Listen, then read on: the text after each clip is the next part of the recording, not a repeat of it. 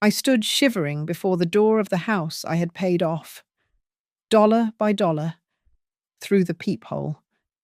My daughter-in-law screamed, "You don't live here anymore."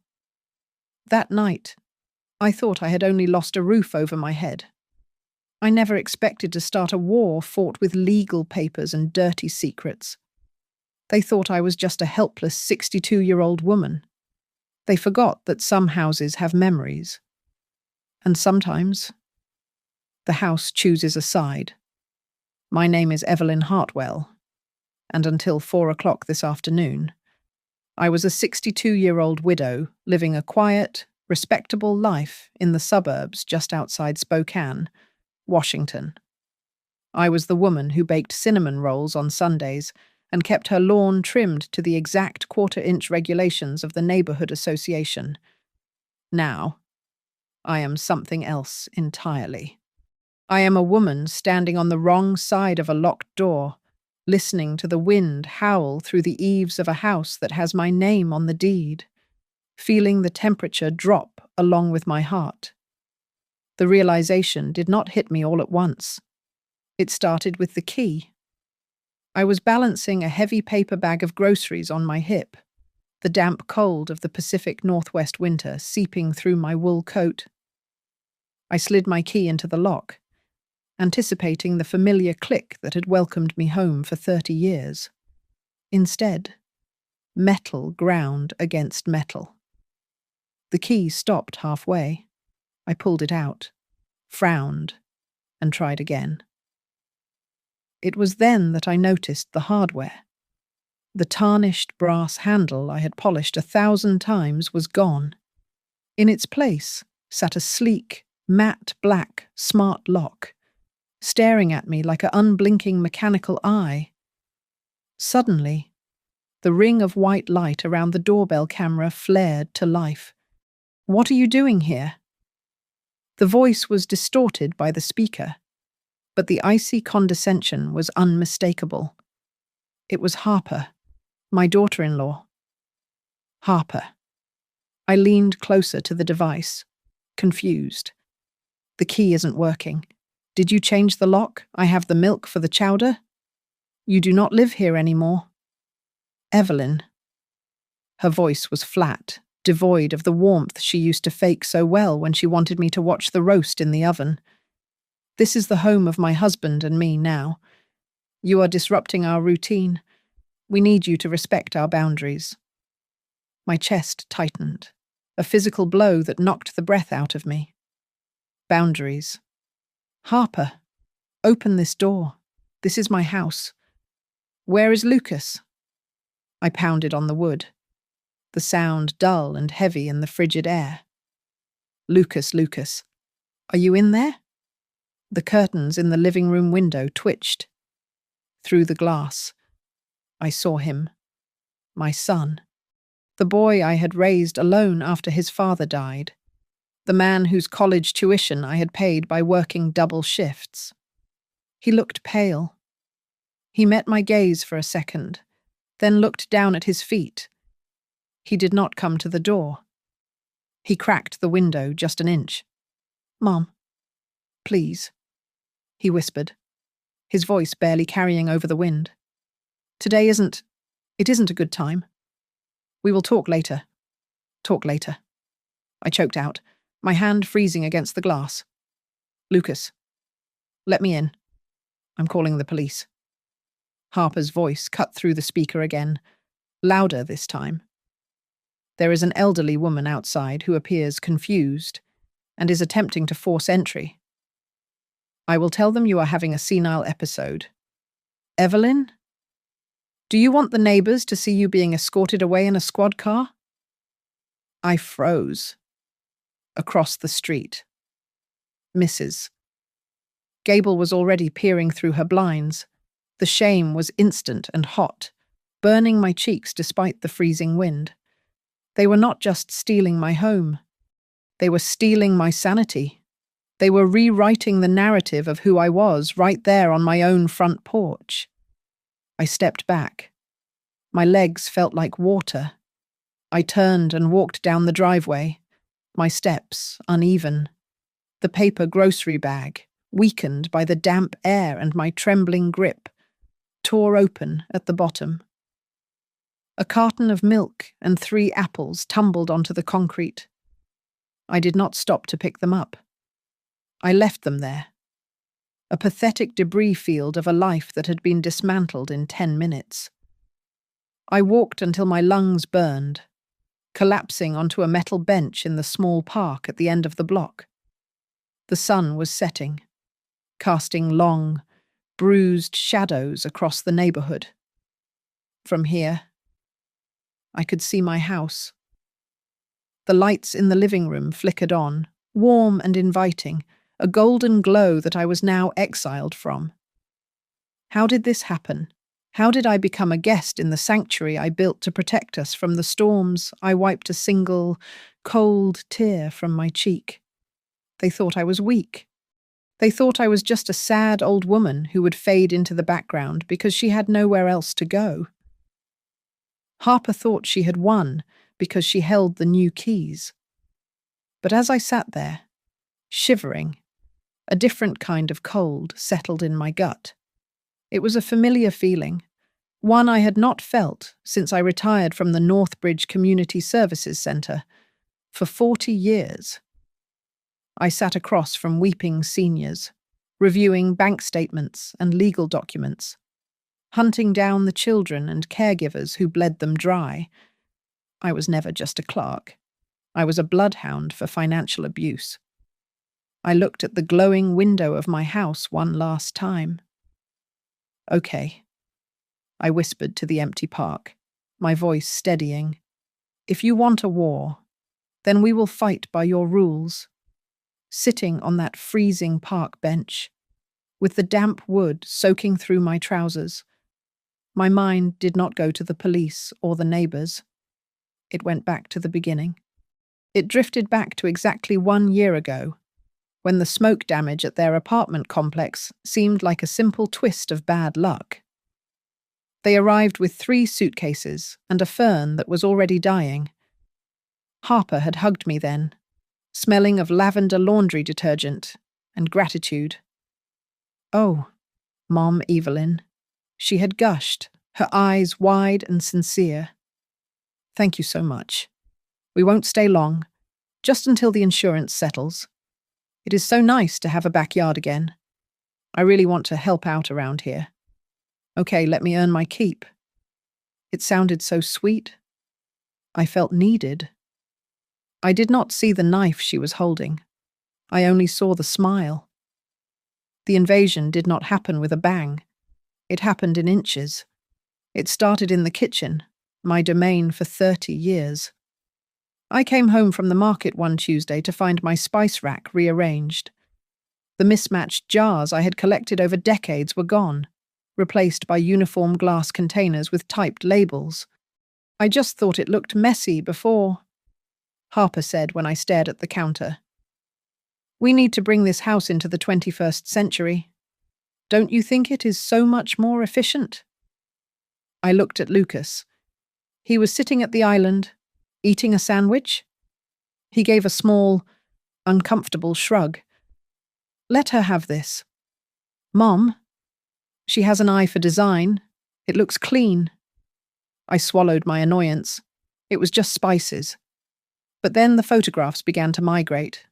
The picture of my late husband, Arthur, and me in Hawaii, the one where we were both sunburned and laughing, disappeared from the mantelpiece. I found it later in a drawer. In its place stood a framed photo of Harper and Lucas at a winery. When I confronted her, she poured herself a glass of water with terrifying calmness. I didn't throw it away. Mom Evelyn, I just think, well, there is a lot of heavy energy in this room, too much of the past. We should balance it with some youthful energy. For your mental health? Heavy energy. That was her word for my life. Dinner became the next battlefield. Harper declared that my cooking was a cardiac event waiting to happen. She took over the grocery list. Butter was banned. Salt was treated like contraband. If I tried to make a pot roast, she would wrinkle her nose and open a window, making a show of how the smell was suffocating her. "You are 62, she would say, taking the wooden spoon from my hand with a grip that was surprisingly strong. "You shouldn't be standing over a hot stove. You seem so tired lately. Go sit down. Let the young people handle the heavy lifting." I thought she was caring for me. I was a fool. She was not relieving me of my burdens. She was relieving me of my utility. Slowly, I stopped cooking. I stopped gardening because she hired a service, saying my knees were too fragile. I stopped paying the bills directly. That was the most dangerous cut of all. It makes sense for us to split the utilities since we live here. Harper had argued 6 months ago. "Put my name on the account with yours. It is just for convenience, so I can manage the online payments. We are the ones running the house now." After all, I let her do it. I let her take the login details. I let her pay the electricity and the water because I wanted to be an easy mother-in-law. I wanted peace. The climax came 3 weeks ago, at the dinner table. We were eating a tasteless quinoa salad Harper had prepared. The silence was thick. Harper wiped her mouth with a napkin and looked at Lucas, then at me. Lucas and I were talking. She began, her voice smooth as glass. "And we think you might be happier in a community with people your own age, somewhere with professional care. You have been forgetting things lately. Mom Evelyn, it is dangerous for you to be in this big house alone during the day." I choked on my water. "I am not alone. You two are here. And I am not forgetting things. You forgot to lock the back door last week." Harper shot back, her eyes hard. I didn't forget I had insisted, my hands shaking. "I never used that door." She looked at Lucas with false pity. "She is getting defensive. That is a symptom." Lucas just looked at his plate. "Mum, we just want what is best for you. Maybe we should look at some brochures." Now, sitting in the dark park, shivering as the streetlights hummed to life, the picture was complete. Every label, every moved photo, every bill paid in her name, every accusation of forgetfulness. It was not a series of accidents. It was a demolition project. She had been chipping away at my foundation for 12 months, so that when she finally pushed me out the door today, I would already be a ghost in my own life. I looked down at my hands. They were cold, but they were not shaking anymore. I had let them cut me 1,000 times because I thought it was love, but I was done bleeding for them. I closed my eyes and let the anger warm me. It was the only fuel I had left. The rain began as a mist, freezing against my skin before it had the decency to turn into proper drops.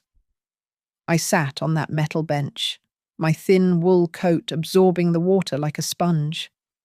My bones ached with a damp, heavy throb that settled deep in my joints.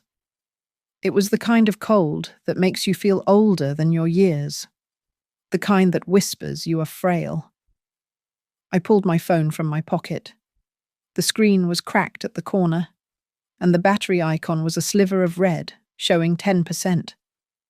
My thumb hovered over Lucas's name. I knew it was useless. But the mother in me, the part that had bandaged his scraped knees and cheered at his soccer games, needed to try one more time. I pressed call. It rang once, twice. Then it went to voicemail. A second later, a text message buzzed against my palm. "I am sorry, Mom. Harper is panicking. Let us talk tomorrow." I stared at the glowing letters until they blurred. Harper was panicking. The woman sitting inside my heated living room, likely drinking tea from my ceramic mugs, was the one in distress. A dry, jagged laugh scraped its way up my throat. It sounded like something breaking.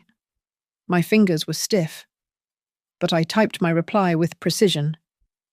Fine. Tomorrow I talk to a lawyer. I did not wait for a response. I scrolled down the contacts list to a name I had not dialed in 3 years. Raymond Cole.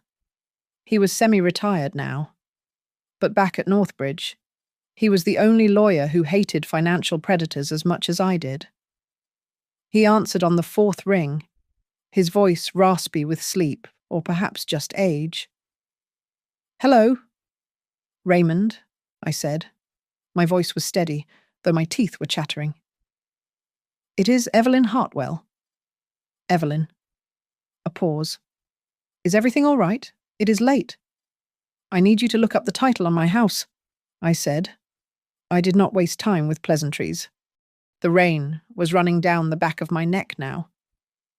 I need to know whose name is on the deed. I need to know if any quitclaim deeds have been filed in the last 12 months. I need to know if I signed anything that I do not remember signing. Evelyn, slow down, Raymond said, his tone sharpening.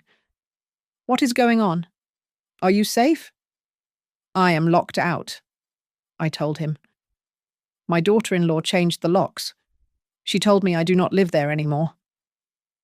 There was a heavy silence on the other end. Then, a curse word, low and angry. I will check the county records first thing in the morning, Raymond said. Meet me at my office at 9 o'clock. We will go through everything, from the beginning. Thank you, I whispered. I hung up before my battery died completely. I could not stay on the bench. The cold was becoming dangerous. I forced my legs to move, walking 2 houses down to Janine's porch. Janine was a widow too, a quiet woman who kept to herself. She must have been watching from her window because the door opened before I could even knock. She did not ask why I was wet. She did not ask why I was holding a torn grocery bag. She just looked at me, her lips pressed into a thin, white line of fury, and stepped aside to let me in. The sofa is made up, Janine said. That was all. She handed me a dry towel and a blanket, then retreated to her room, giving me the dignity of privacy. I lay in the dark of her living room, shivering violently under the quilt. It was not just the hypothermia setting in, it was the terror. My mind, usually so organized, was spinning with worst-case scenarios. If they were bold enough to lock me out in broad daylight, what else were they capable of? If I go back there screaming, I thought, they will call the police again. They will say I am agitated. They will say I am confused. I stared at the ceiling shadows. I had seen this before. At Northbridge, I saw dozens of cases. The children would start by taking over the checkbook, then they would isolate the parent. Then came the accusations of dementia. Once a doctor signed a paper saying the parent lacked capacity. The game was over. They could sell the house, drain the accounts, and dump the parent in a state-funded facility, all while looking like grieving saints. Was that what Harper was doing? Was she building a file on me? I sat up. The shivering stopped, replaced by a cold, hard clarity. If she is building a file, I whispered to the empty room, then I need to build a better one. I reached into my purse and pulled out a small, spiral-bound notepad and a pen. I turned to the first fresh page. My hand was still stiff from the cold, but I forced the pen to move. I wrote the date at the top.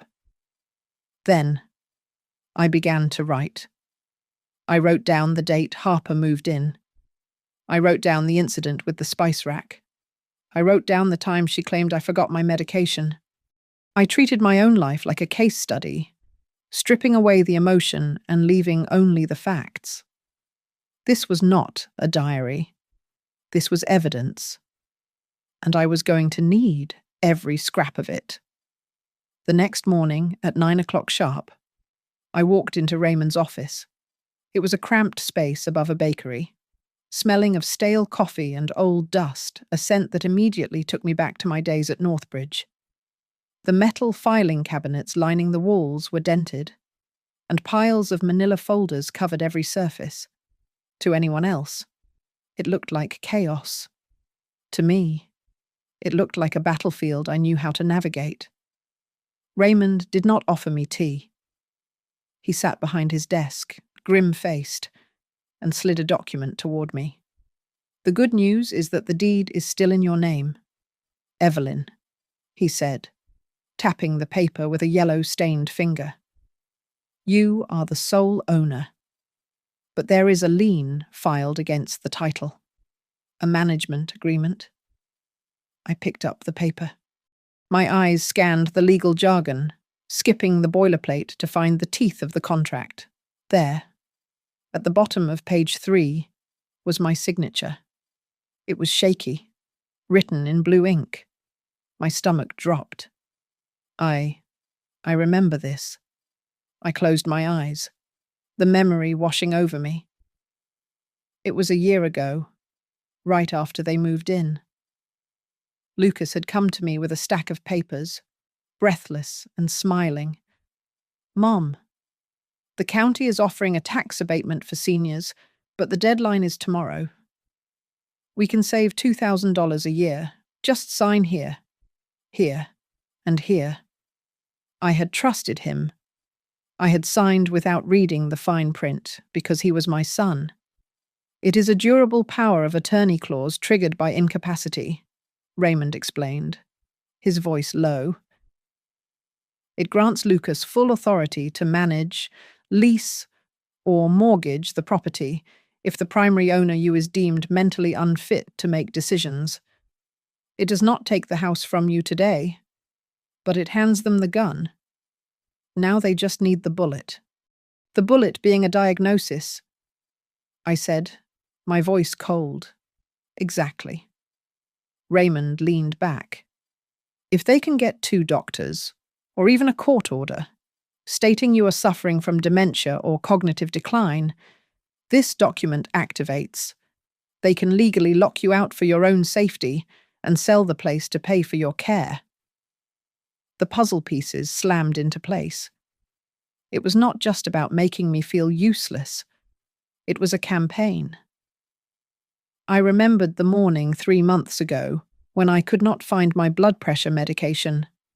I had panicked, turning the bathroom upside down. Harper had walked in, holding the bottle she had found in the bread box downstairs. "Oh, Mom Evelyn." She had sighed, loud enough for Lucas to hear in the next room. "You put them in the kitchen again. You are forgetting so much lately. I had not put them there." Then there was the banking app. It vanished from my phone. When I asked Harper, she said, "You must have deleted it by accident. Maybe you shouldn't use it anymore.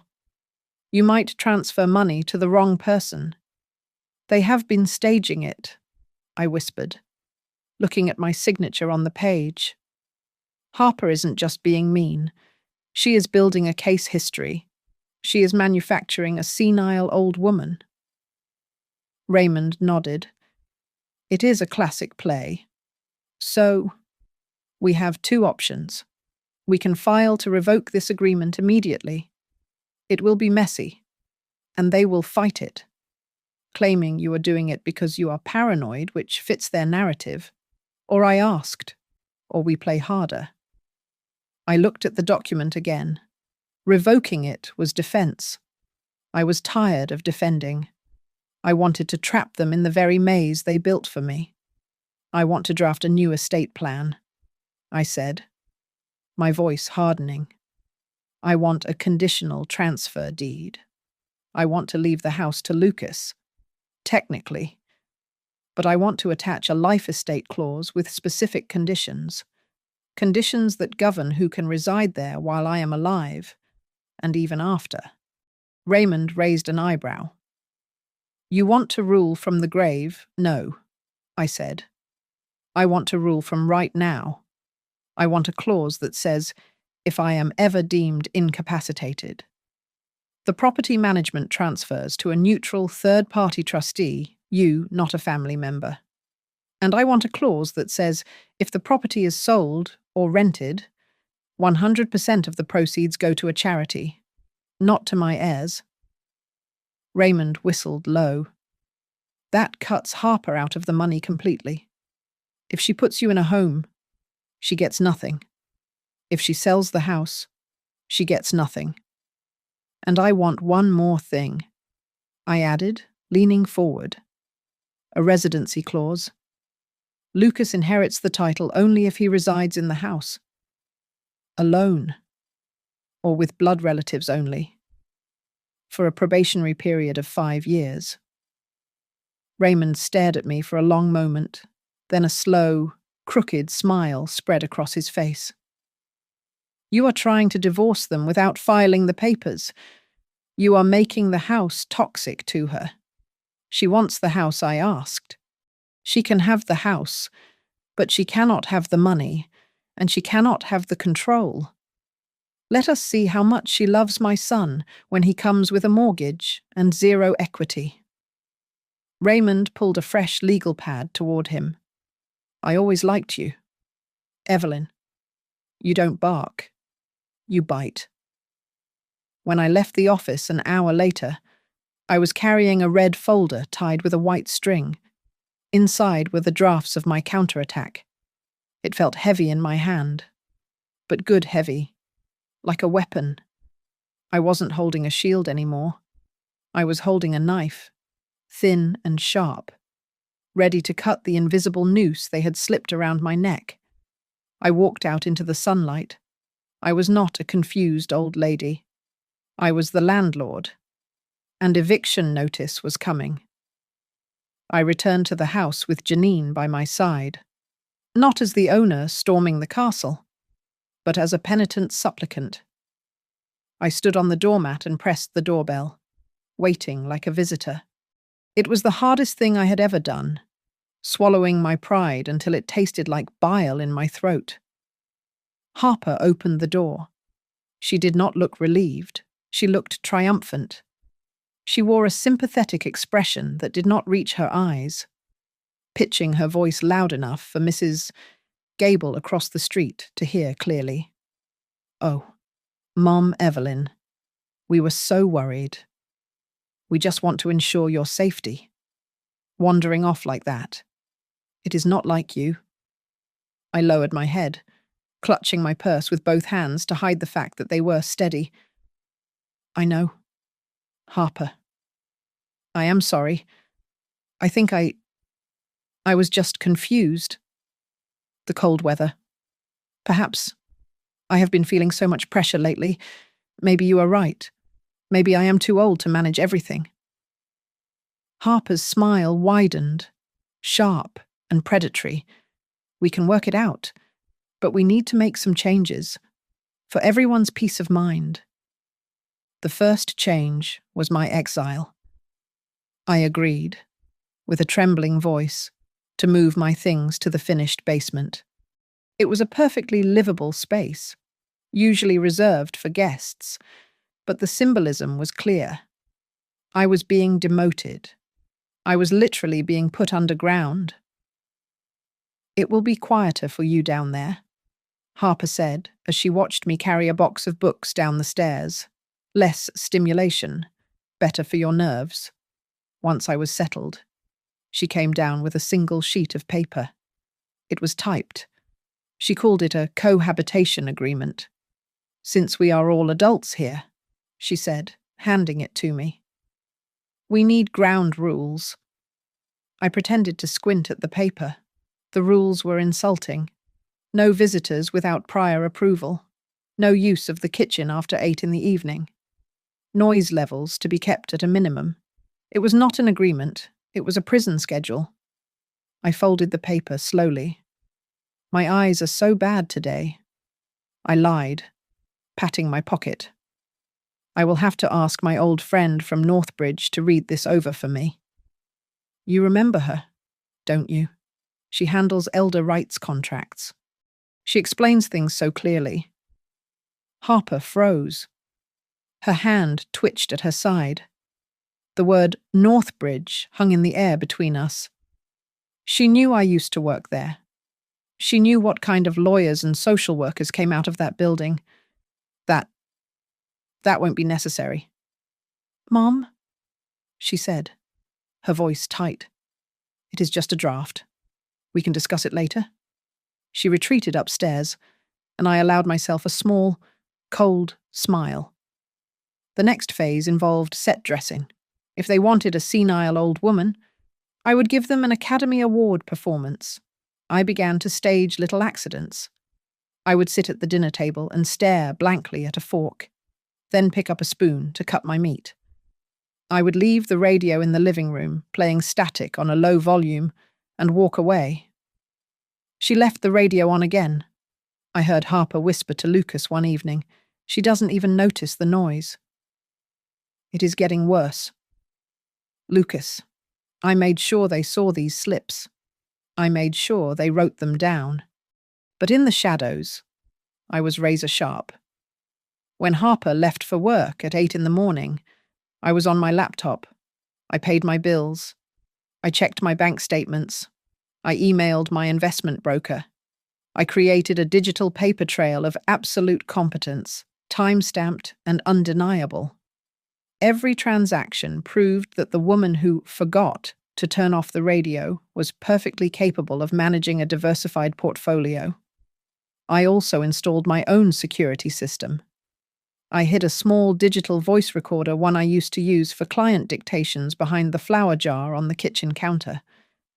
I accepted a gift from Janine, a motion-activated camera that I placed in my basement window facing the driveway, and on the small table in the basement. I kept a ledger. Every time Harper insulted me, every time she threatened me, I wrote it down. Date, time, witness. Then, I played my most dangerous card. Lucas. I said one evening, catching him alone, I am worried about my memory too. Harper is right. I think I should see a doctor, a specialist. Let us get a full neurological evaluation. Lucas looked relieved. Poor boy. He thought I was surrendering to the diagnosis. That is a brave step. Mum, I will make the appointment. He did not understand. He thought the doctor would confirm I was losing my mind. I knew the doctor would prove I was sound. I was going to get a medical certificate of mental capacity, signed by a neurologist, dated right in the middle of Harper's campaign to paint me as incompetent. It would be the ultimate shield. That night, I sat in my basement room. The air was cool, smelling of damp concrete and stored winter coats. On the table before me lay my medical appointment card, my recorder, and my notebook. I ran my hand over the cover of the notebook. Above me, I could hear Harper's footsteps pacing across the floorboards of the my living room. She was probably rearranging the furniture again, thinking she had won the war because she had banished the enemy to the dungeon. Go ahead, I whispered to the ceiling, watching my shadow stretch long and dark against the wall. Think I'm weak, child. Think I'm fading. The deeper you bury me, the harder it will be for you to dig yourself out when I detonate the ground beneath your feet.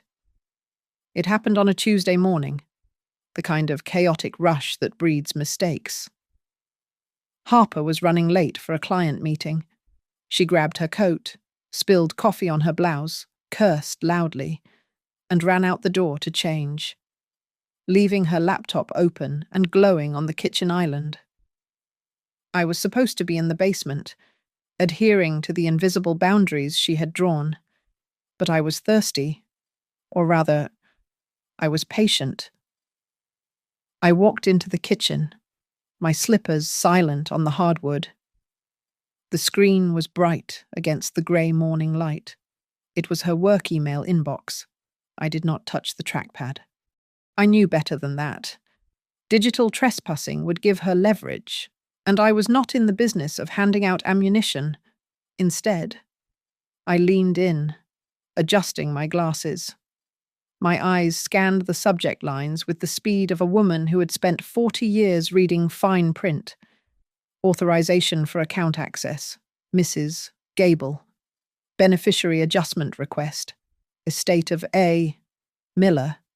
Urgent liquidation of assets for long-term care funding. My blood ran cold. I recognized the language. It was the sterile, corporate dialect of financial predation. At Northbridge, I had seen hundreds of cases like this. Charming account managers would befriend lonely seniors, convince them to move their safe, low-yield savings into high-risk annuities or complex trust funds. The managers would collect fat consulting fees, and the seniors would lose liquidity. I pulled my small notebook from my pocket. Without touching a single key, I wrote down the names of the senders, the dates, and the subject lines. I noted a recurring phrase in the preview text: "Please sign the attached POA to expedite the transfer." When I heard Harper's heels clicking on the stairs, I vanished. I was back in the basement before she even reached the kitchen, my heart beating a slow, steady rhythm of anticipation. An hour later, once the house was empty, I made a call. "Sarah," I said when my old colleague picked up. She was now working in the fraud investigation unit for the state. "I need a favor. Can you run a quick background check on a financial services firm? Specifically, the compliance record for an associate named Harper Hartwell." Evelyn Sarah sounded surprised. "I haven't heard from you since the retirement party. Is this personal?" "Let us call it professional curiosity," I replied. 2 days later, Sarah called back. Her voice was professional, stripped of pleasantries. "You have a good nose. Evelyn, the firm is currently flagged for a compliance audit. They are pushing aggressive investment products that are unsuitable for conservative investors. And your associate?" "Harper. Her client demographic is statistically anomalous. 80% of her active portfolio consists of individuals over the age of 70. She is hunting them," I whispered. "It looks like churning," Sarah confirmed. "Moving money just to generate commission fees. If we had a whistleblower with hard evidence, like internal emails or a recorded admission of intent, she would lose her license, maybe even face charges." I thanked her and hung up. I sat in the dim light of my basement room, connecting the dots. It was not just about the house. The house was just the first asset. Harper had been trying to get me to sign over my retirement accounts for months, calling it a family consolidation strategy. She was not just a bad daughter-in-law. She was a predator. And I was her whale. I realized then that I did not just have to protect myself. I had to stop her. If I exposed her, I wouldn't just be saving my home. I would be saving Mrs. Gable and Mr. Miller and every other name on that list. I reached for the small voice recorder I had retrieved from the kitchen earlier that day. I had set it to record while I was out running errands, which really meant sitting at the library researching her company's legal history. I pressed play. There was the sound of cabinet doors slamming, then the beep of a phone dialing. Harper's voice filled the tiny room, clear and sharp. She was talking to her mother. "I know. Mom. I know. It is taking longer than I thought. The old bat is stubborn." A pause. She laughed, a sound that made the hair on my arms stand up. "Don't worry about the mortgage. Once I get the power of attorney, I can liquidate her portfolio to cover the remodel. I just need to push her a little harder. She is already cracking. Just a few more months, and I will make her lose her house number on paper and in her head. I stopped the tape. The room was silent, but the air felt charged with electricity. "You want to erase me, Harper," I said to the plastic device in my hand. "You just gave me the eraser." I returned home on a Saturday afternoon, the sun casting long, deceptive shadows across the lawn I used to mow myself. I stopped dead on the sidewalk. There, stabbed into the frost-hardened earth near my hydrangeas, was a sign. It was tasteful, navy blue and gold, with the logo of a luxury real estate firm. Open house, by appointment only. My stomach turned over, a cold, heavy sensation that had nothing to do with the winter air. Inside, the house smelled of baking vanilla, a scent Harper must have sprayed, as she never baked. I stood in the entryway, unseen for a moment. Harper was in the living room, gesturing expansively to a young couple holding hands. "The flow is incredible," Harper was saying, her voice pitched an octave higher than usual. "We are planning to knock out that wall to create a true open concept. And down the hall, there is a large bonus room, currently used for storage. But it would make a fantastic home office or guest suite. Storage. That was what I had become. I was not a resident. I was clutter to be cleared out before the closing date. I stepped fully into the light. "Hello." The young woman jumped. Harper spun around, her face flashing through a spectrum of emotions: panic, annoyance, and finally, a plastic composure. "Oh, Mom Evelyn," Harper said, her smile tight. "I didn't hear you come in. Folks, this is the current occupant."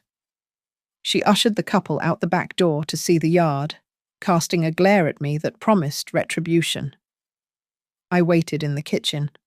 My hands were in my coat pockets, clutching the red folder I had carried with me for days. When the front door finally clicked shut behind the guests, Harper marched into the kitchen. Lucas trailed behind her, looking at the floor. "You should tell me before you barge in during a showing," Harper snapped. "That was unprofessional. You made them uncomfortable." "A showing?" I asked, my voice level. "I live here." "Harper, when were you going to tell me you were selling my house?" "We are just testing the market," Harper said, waving a hand dismissively. "Just seeing what the valuation is." Lucas looked up, his brow furrowed. "Mom, I thought you knew. I sent you an email on Tuesday explaining the appraisal process. We talked about how the equity could pay for a really nice facility. I never got an email." "Lucas," I said. Of course I hadn't. Harper had likely set up a filter to archive it before it ever hit my inbox. Harper sighed, pulling a thick document from her briefcase. She slapped it onto the granite island. "Look, it doesn't matter. This is happening. It is for your own good. This is a consent to sell agreement. The proceeds go into a trust. We have found a place called Shady Oaks. It has 24-hour nursing care. You won't have to worry about stairs or cooking ever again. Just sign it, and we can stop this charade." I looked at the paper.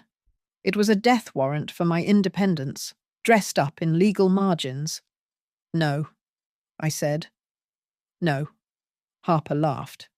A sharp, incredulous bark. "Mom, we have the medical power of attorney. If you don't sign, we will just have you declared incompetent. We are trying to do this the nice way." I reached into my bag. I did not rush. I pulled out the red folder, the string binding it tight. I untied it slowly, the silence in the room growing heavy and suffocating. I laid my documents next to hers. "Before I sign yours, I said softly. Why don't you read mine? Lucas picked up the top page. It was the revocation of power of attorney, stamped and notarized by the county clerk 3 days ago. Beneath it was a comprehensive neurological report from Dr. Aris, the most respected specialist in the city, dated yesterday. The conclusion was highlighted in yellow patient exhibits full cognitive faculties, no signs of dementia or impairment. And at the bottom was a copy of a new deed structure and a living will. What is this? Lucas whispered, his face draining of colour. Read the residency clause, I said. The house belongs to me. If I die, it goes to you. Lucas. But only if you live here. If you try to sell it, rent it, or transfer it to a trust within 10 years of my death, the title automatically reverts to the Northbridge Charity Foundation. You get nothing. Not a dime. Harper snatched the papers from Lucas's hands. Her eyes scanned the lines frantically. When she saw the official county seal, her hands began to shake. The paper rattled a dry, terrifying sound in the quiet kitchen. You filed this, she stammered, looking at me with genuine fear for the first time. You went to the clerk. But you are just an old woman, I finished for her. I took a step closer. You are very good at drawing lines. Harper, you are very good at paperwork. But you forgot who taught this city how to design the map for cases just like this. I tapped the medical report with my index finger. I am sane. I am the owner. And if I see one more stranger walking through my living room discussing which walls to knock down, I will file a restraining order for elder abuse based on the financial coercion documented right here. Do we understand each other? Harper stared at me. Her mouth opened, but no sound came out. She looked at Lucas, waiting for him to defend her, to fix it. But he was reading the will again, looking like a man who had just woken up from a long, drugged sleep. Harper let out a strangled cry of frustration. She grabbed the open house sign from the counter where she had left the spares, marched to the back door, and shoved it into the trash can with enough force to dent the metal.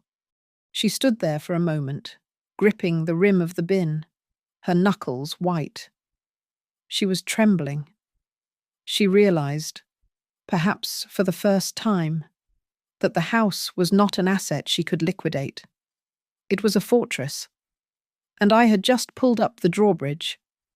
The unravelling of Harper's career did not happen with a bang, but with a silent, digital notification on a Tuesday morning. I was in the kitchen, pretending to struggle with the coffee maker, when I heard the sharp ping of her laptop. Harper frowned, tapped a key, and then went rigid, her face drained of colour, turning a shade of pale grey that usually indicates sudden nausea. She had received an urgent flagged email from her company's compliance department. They were demanding an immediate audit of her client list, specifically requesting justification for the high volume of transactions in accounts owned by individuals over the age of 70. And right at the top of that list was a name she had been trying to erase for months: Evelyn Hartwell. What Harper did not know was that the gears of this investigation had been greased days ago. Sarah, my contact at the State Fraud Unit, had quietly forwarded a tip to the internal auditor at Harper's firm. I had not filed a formal lawsuit yet. That would be too messy.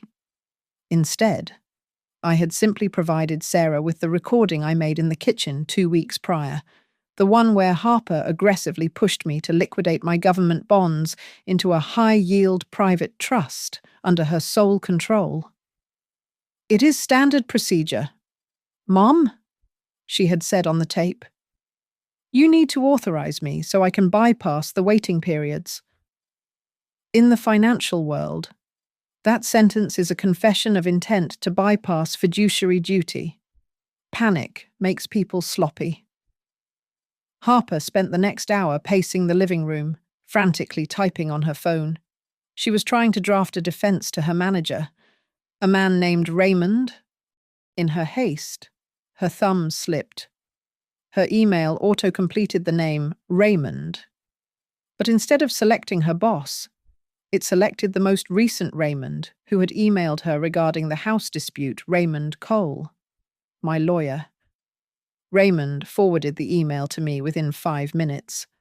I read it in the safety of my basement room. It was a frantic plea for leniency, containing the line, "The commission structure on the Hartwell account was aggressive. Yes, but it was just a career opportunity, not exploitation." She had just handed my lawyer a written admission that she viewed my life savings as a career opportunity. By 2 p.m, her company had suspended her access to the mainframe pending a full investigation. Harper came home early, her car screeching into the driveway. She slammed the front door so hard the windows rattled in their frames. She did not take off her coat.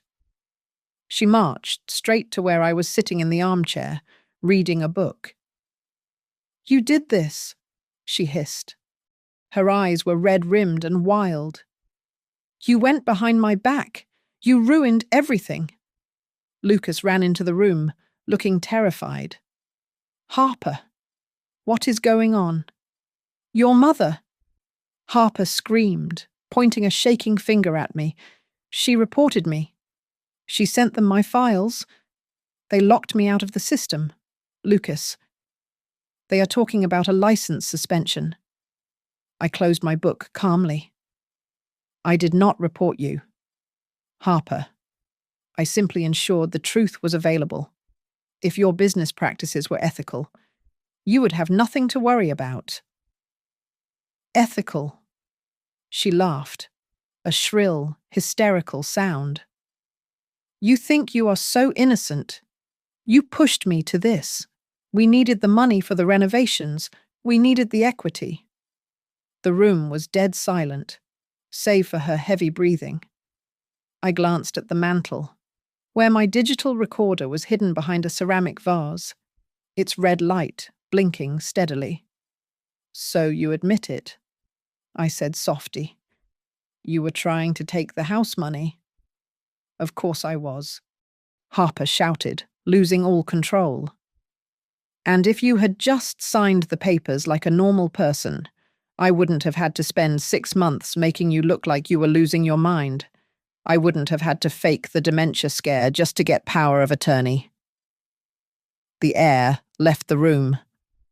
Lucas stood frozen near the doorway, his mouth slightly open. He looked from his wife to me, the color draining from his face. You faked it," Lucas whispered. "The pills, the forgotten appointments, you did that on purpose." Harper froze. She realized, too late, what she had just said. She looked at Lucas, then back at me, seeing the absolute lack of surprise on my face. "Thank you, Harper," I said, my voice cutting through the tension like a razor blade. "I really needed you to say that out loud." I stood up and walked past her. I could have called the police right then. I could have handed the recording to the district attorney and had her charged with attempted fraud and elder abuse. But prison was too easy. I did not want her in a cell. I wanted her out of my house. "Lucas," I said, pausing at the stairs. "I think you and your wife have a lot to talk about. I will be in my room." 10 minutes later, I looked out the basement window. Harper was sitting in her car in the driveway, her head resting on the steering wheel, her shoulders shaking with sobs. She had lost her job. She was about to lose her license.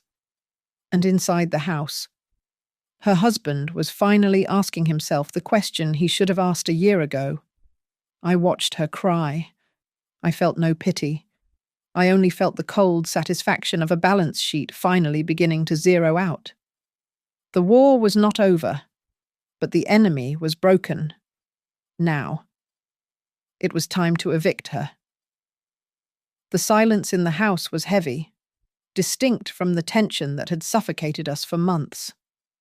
Harper had left an hour ago, throwing a few essentials into a bag and muttering about needing space to process the trauma. She was staying with a friend across town. For the first time in a year, it was just Lucas and me sitting at the kitchen island. The space felt too large. The refrigerator hummed, a sound that seemed deafening in the quiet. Lucas stared into his coffee mug, his shoulders hunched, looking less like a man of 32 and more like the boy who used to break windows playing baseball. I felt stuck. "Mum," he said finally, his voice rough. "I have never been able to say no to you. You know that. And Harper. She demands that I stand by her. She says that is what a husband does. I just wanted peace. I thought if I stayed quiet, it would all just smooth over." I sat across from him, my hands folded on the granite countertop. I did not cry. I did not raise my voice. The time for tears had passed on that freezing bench in the park. "Peace?" I asked, testing the word. "Lucas, peace is not what you get when you let your wife lock your mother out in the rain. Peace is not watching from behind a curtain while I beg to come into the home I paid for. Peace is not standing by while she threatens to call the police on me for the crime of existing." Lucas flinched with every sentence. I laid them out like stones on the table. The humiliated walk to the neighbor's house, the nights in the basement, the accusation of dementia. I did not embellish. I just listed the facts of my life under his roof. "I never wanted it to go that far," he whispered, covering his face with his hands. "But it did," I said. "And you let it."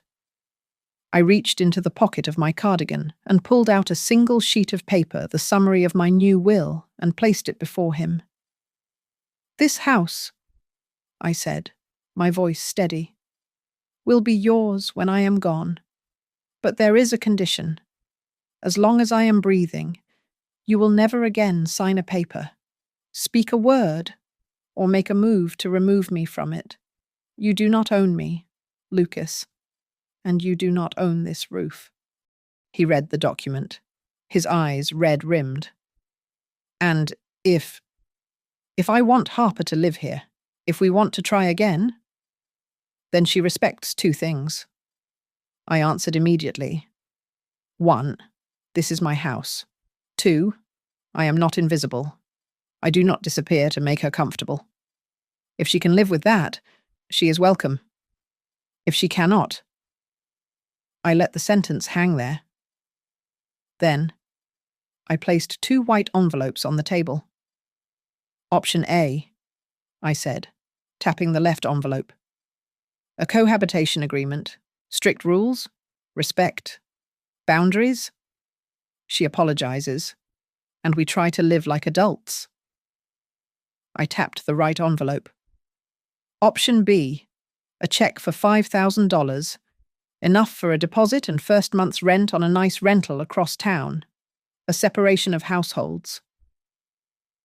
Lucas looked at the envelopes. He looked at the kitchen, at the stove where I had taught him to make scrambled eggs, at the table where he had done his homework. He looked at me, really looked at me, and saw the woman who had survived his betrayal.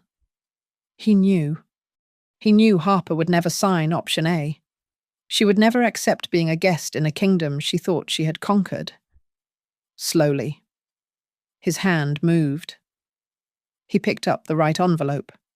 He folded it and slid it into his pocket. "I cannot make her change, Mum," he said, his voice breaking. "She is who she is. I can only change where we sleep." A sharp pang of grief hit me, swift and deep. I was losing him. I was sending my son away. But I nodded. "Then that is good." I said softly. Go find a house that fits you. Go find a place that fits your wife. This house has the DNA of your father and me in the walls. It does not know how to hold people who only know how to put labels on things. Lucas stood up. He walked around the island and stood before me. For a moment, he hesitated. Then he leaned down and wrapped his arms around me. It was a desperate, apology-filled embrace. I hugged him back, smelling the familiar scent of his cologne and the faint, lingering smell of the rain outside. I am sorry, he whispered into my hair. I am so sorry. I know, I said. When he pulled away and walked out the door to go to his wife, the house fell silent again. I was alone. I had won the war. I had kept my castle. But as I looked at the empty stool where my son had just sat, I understood the cost of victory. I had reclaimed my space, but I had pushed the people I loved out of it to do so. And that, I realized as I turned off the kitchen light, was exactly what I had to do. 3 weeks later, I sat in the leasing office of a modest brick apartment complex on the east side of Spokane. I had bought this building 15 years ago as a quiet investment, managed by a property firm under the name Hartwell and Company. I rarely visited, preferring to let the checks deposit quietly into my retirement account. But today, I had requested a personal meeting with the prospective tenants for Unit 4B. The buzzer on the desk rang. Mrs. Hartwell, the leasing agent, a nervous young man named David, said through the intercom. The applicants are here to sign the lease. They are just doing a final walkthrough of the model unit. Send them in when they are ready, I said, smoothing the skirt of my charcoal suit. I watched the security monitor. I saw them walk down the hallway. Harper looked thinner, her hair pulled back in a messy bun, lacking the glossy sheen it used to have. She wore jeans and a sweater that had seen better days. Lucas walked a step behind her, carrying a folder of financial documents that I knew looked grim. Harper had been fired. Her reputation in the finance sector was radioactive. They were surviving on Lucas's salary, which meant the big house lifestyle was over. Through the thin drywall, I could hear Harper's voice in the hallway. It is small, Lucas, but it is clean, she was saying, sounding almost manic. It has good light, modern fixtures, no heavy curtains, no old furniture. It feels like a fresh start. No bad memories here. No crazy old women watching us. Yeah, Lucas replied, his voice dull. It is nice. The door to the office opened. David stepped in first, smiling professionally. Folks, if you love the unit, we just need to finalize the paperwork with the building owner. She insists on meeting all long-term tenants personally. Harper stepped in, a confident smile plastered on her face, ready to charm the landlord. Then she saw me. She stopped so abruptly that Lucas bumped into her back. Her eyes went wide, and the color drained from her face faster than water from a tub. What the hell is she doing here? The scream tore through the small office. David jumped, looking back and forth between us. I beg your pardon, David stammered. This is Mrs. Hartwell.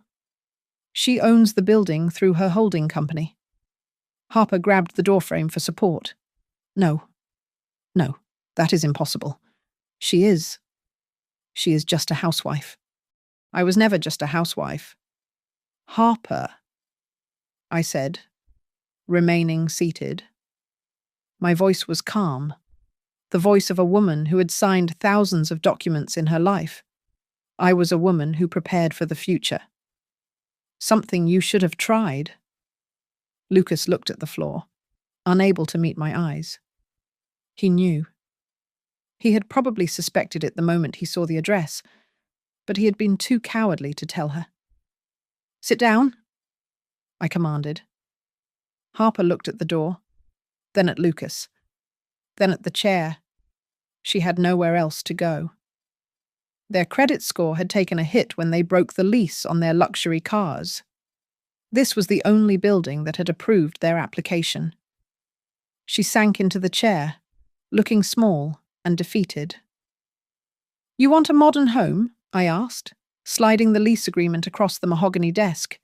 "You want clean lines. You want a space with no old energy. Here it is. It is yours. But this time, you live under my roof on my terms. Or, you do not live here at all." Harper looked at the document.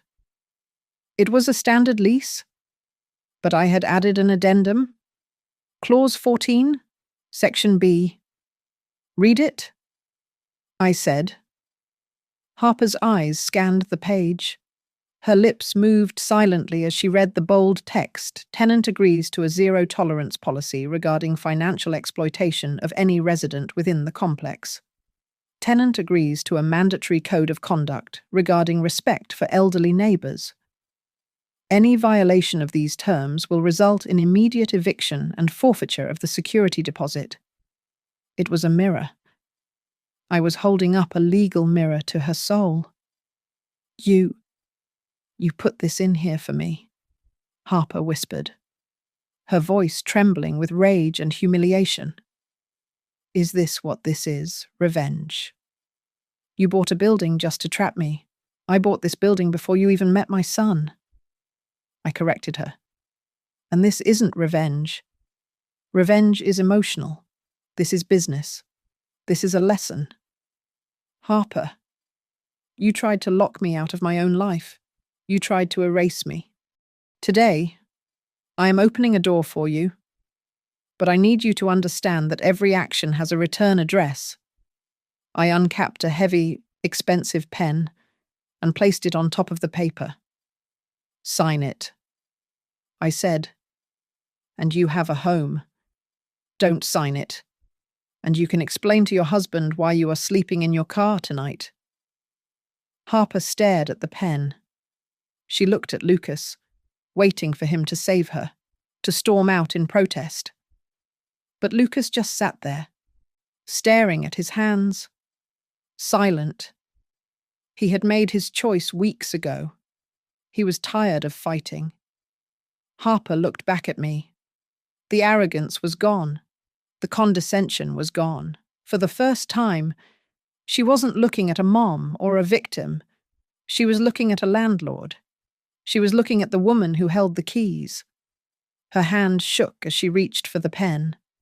She gripped it tight, her knuckles white, hovering over the line that said, "Tenant signature."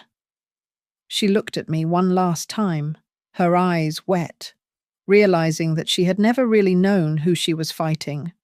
She thought she was evicting a relic. Instead, she had been waking up a giant. I leaned back in my chair, watching the ink tip hover over the paper, waiting for the scratch that would seal her defeat.